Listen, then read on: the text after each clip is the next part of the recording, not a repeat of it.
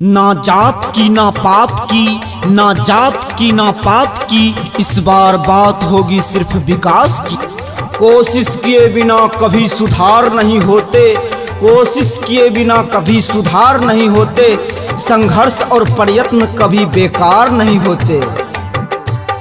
हर पंचायत वासी को गरीबों से ऊंचा उठाना है, लड्डू यादव को समिति बनाकर अपने को जिताना है। लड्डू यादव जिंदाबाद, जिंदाबाद जिंदाबाद, लड्डू यादव जिंदाबाद, जिंदाबाद जिंदाबाद, कुरसंडी पंचायत के महान जनता जिंदाबाद, जिंदाबाद जिंदाबाद। लड्डू यादव जी के अबरी जिताई हो, लड्डू यादव जी के, लड्डू यादव जी के अबरी जिताई हो, अपन पंचायत के समिति बनाई हो, अपन पंचायत के समिति बनाई हो, काका काकी सब मिल के जिताई हो, काका काकी सब, काका काकी सब मिल के जिताई हो, अपन पंचायत के समिति बनाई हो, अपन पंचायत के समिति बनाई हो। अपनी तिजोरी को छोड़कर गरीबों के लिए काम करे, अपनी तिजोरी को छोड़कर गरीबों के लिए काम करे। मुझे ऐसा समिति चाहिए जो अपने पंचायत का ऊंचा नाम करे। स्वभाव अपना विकासशील है, समय के साथ सोच गतिशील है, हर गरीब की आवाज के लिए आप सबों से वोट की अपील है।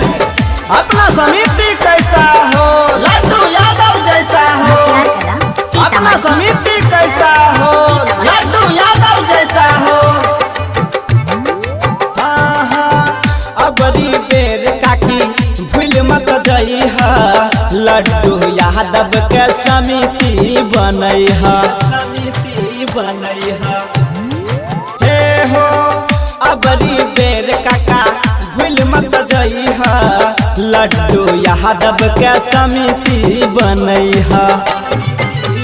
क्या करो झांसा में काका ने आई हो, क्या करो झांसा में, क्या करो झांसा में काका ने आई हो, लड्डू यादव के समिति बनाई हो, लड्डू यादव के समिति बनाई हो।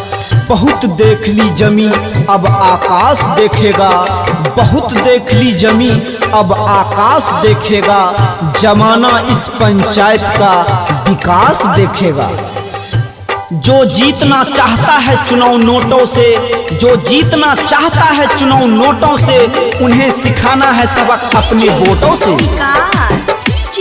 अपना समिति कैसा हो, लड्डू यादव जैसा हो, अपना समिति कैसा हो, लड्डू यादव जैसा हो।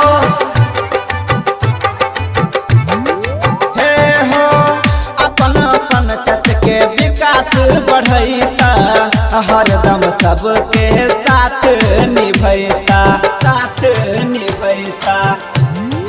हे हो अपन पंचायत के विकास बढ़ैता, हरदम सबके साथ निभैता।